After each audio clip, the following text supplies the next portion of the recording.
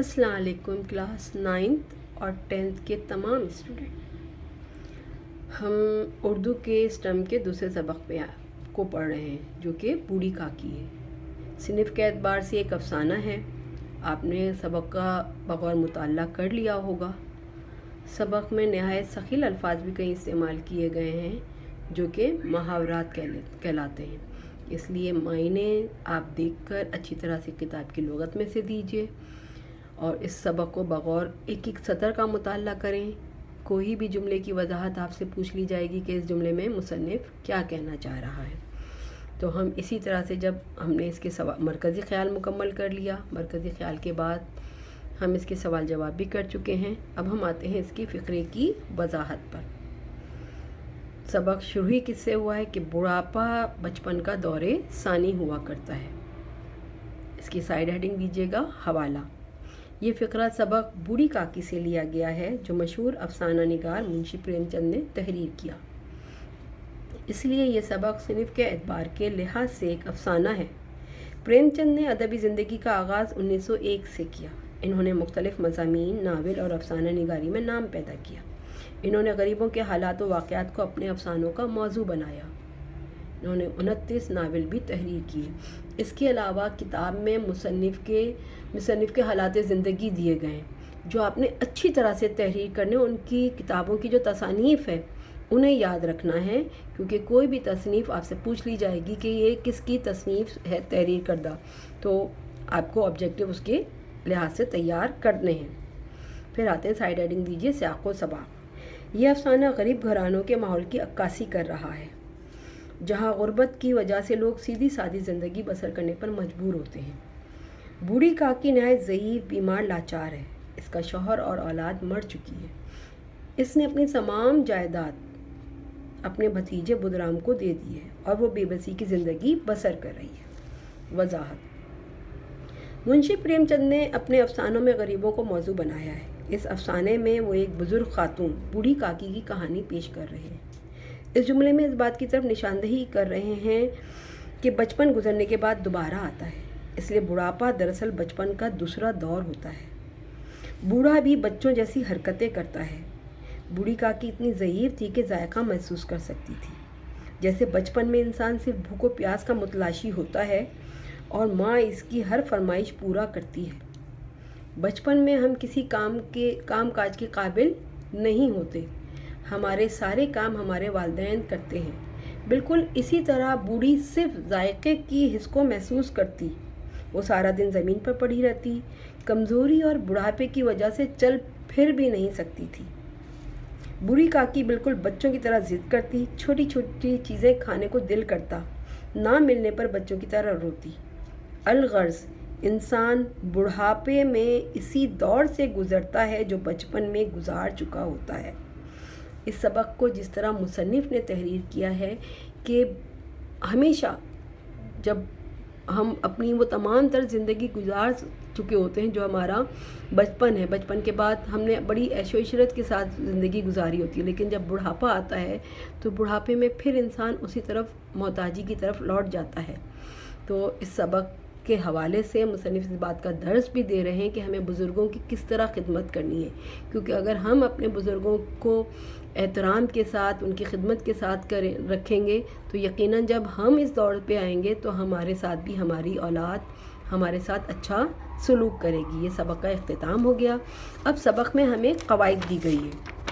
क़वाइद को समझने के लिए हमें पूरे सबक में बयान किया गया, लेकिन सबक कि ये क़वाइद आपके सवाल नंबर 6 और 7 का हिस्सा आती है, जिसमें कहा गया है मुरक्कब की अक़साम क्या होती है। लफ्ज़ मुरक्कब की तारीफ़ हम नहीं करेंगे, लेकिन फिर भी सरसरी तौर पर लिखना नहीं है, लेकिन समझ लीजिए एक अल्फाज मुफरिद कहलाता है, वाहिद कहलाता है, लेकिन जब वही अल्फाजों का मजमुआ बन जाए तो मुरक्कब कहलाता है।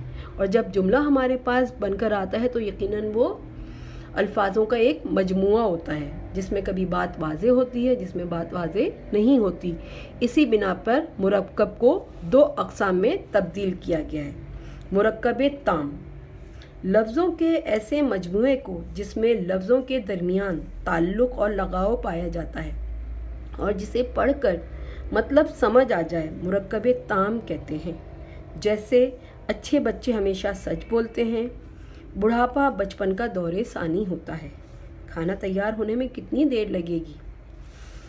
मुरक्कबे नाकिस, लफ्ज़ नाकिस का क्या है लफ्ज़ी मायने अगर जहन में आए तो समझ लीजिएगा कि नाकिस कहते हैं थोड़ी सी कमी रह जाना, थोड़ा सा नुक्स रह जाना। हमें ये जुमले कभी आपको दिए जाएंगे क्योंकि ऑब्जेक्टिव आ सकता है, तो कोई भी जुमला दे दिया जाएगा और कहा जाएगा क़वाइद की रूह से क्या है, तो समझने में तारीफ़ को भी समझें और लफ्ज़ को भी समझ लें तो आप बआसानी से कर सकते हैं। अगर लफ्ज़े में झोल हो, लफ्ज़े में कोई कमी हो तो क्या कहलाएगा, नाकिस कहलाएगा। इसीलिए इसकी तारीफ़ अलग याद रखिए और इसको लफ्ज़ी तौर पर अलग याद रखिए। तारीफ़ हमें सवाल नंबर 6 और 7 के हिस्से में आएगी अगर हमारा पेपर रिटर्न वर्क की सूरत में होता है, तफसीली पेपर होता है। वरना ऑब्जेक्टिव के लिए इसे आप ऐसे याद करें कि आप बआसानी इसको ऑब्जेक्टिव को कर लें।